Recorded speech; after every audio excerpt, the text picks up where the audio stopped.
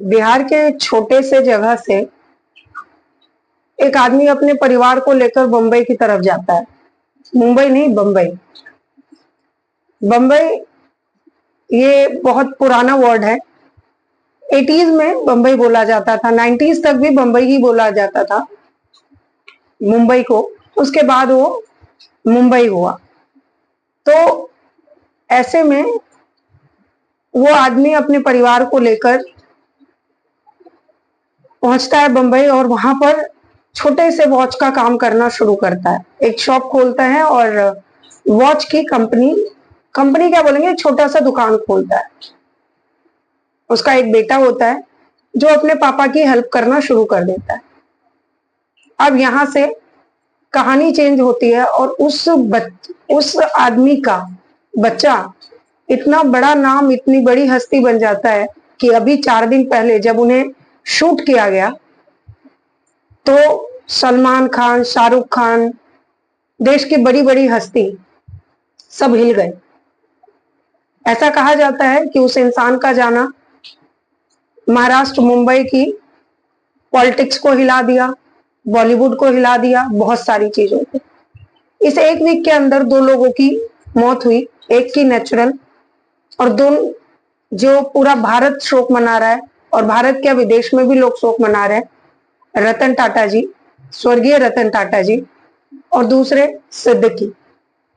सिद्दीकी कौन है और क्या है इनकी खासियत, उसी को जानते हैं। कहानी शुरू करूं उससे पहले वही सिलसिला। नमस्कार, प्रणाम, आदाब, सत श्री अकाल। मैं रश्मि आप सभी का स्वागत करती हूँ।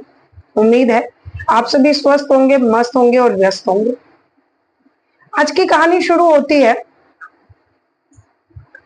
बंबई से, जहां की एक ऐसा लड़का जिसके पापा की वॉच की शॉप थी, उसकी दोस्ती बताया जाता है कि संजय दत्त से हुई थी। और संजय दत्त के घर, सुनील दत्त साहब के घर उनका आना जाना सब कुछ था। सुनील दत्त साहब के घर आना जाना था तो इससे उनकी दोस्ती जो है संजय दत्त से और गहरी होती चली गई समय के साथ।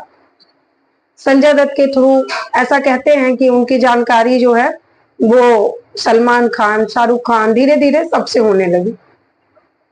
उधर दूसरी साइड सिद्दीकी जी अपना करियर सेट करने के लिए पॉलिटिक्स में भी जाने लगे। हालांकि बहुत बड़े नाम नहीं थे, बहुत कुछ इतना बड़ा नहीं था, लेकिन एक चीज बहुत खास थी इनमें।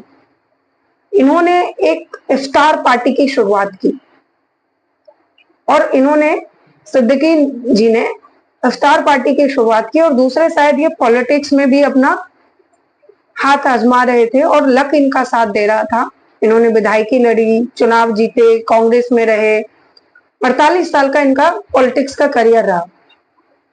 अब इनका बेटा भी एमएलए है।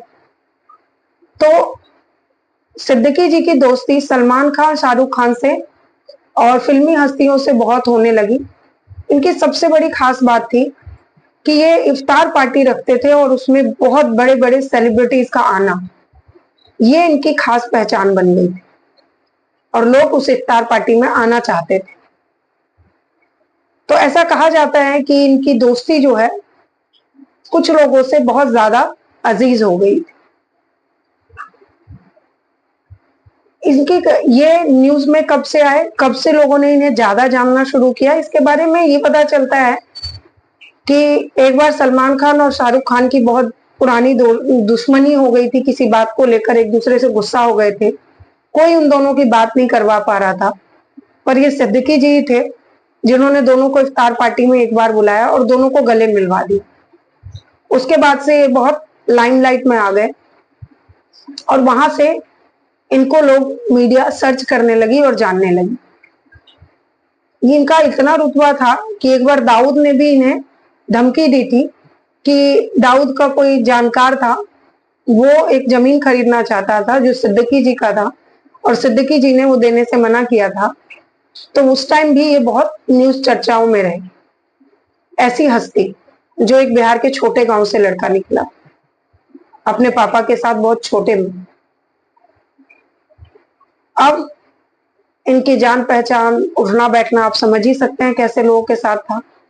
अभी 13 को जिस दिन दशहरा था उस दिन इनको शूट कर दिया गया और इनकी शूट से ये समझ आता है कि पॉलिटिक्स में, महाराष्ट्र मुंबई की पॉलिटिक्स में भी बहुत बड़ा चेंज आने वाला है या क्या होगा पता नहीं।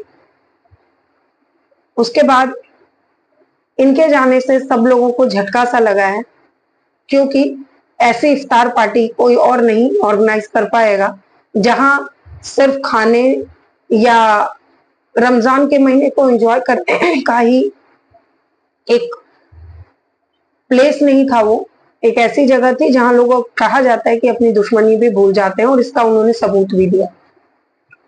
ऐसे इंसान के जाने का दुख सबको है, और एक जज्बा समझ आया नवाज सिद्दीकी जी के बारे में जानने के बाद।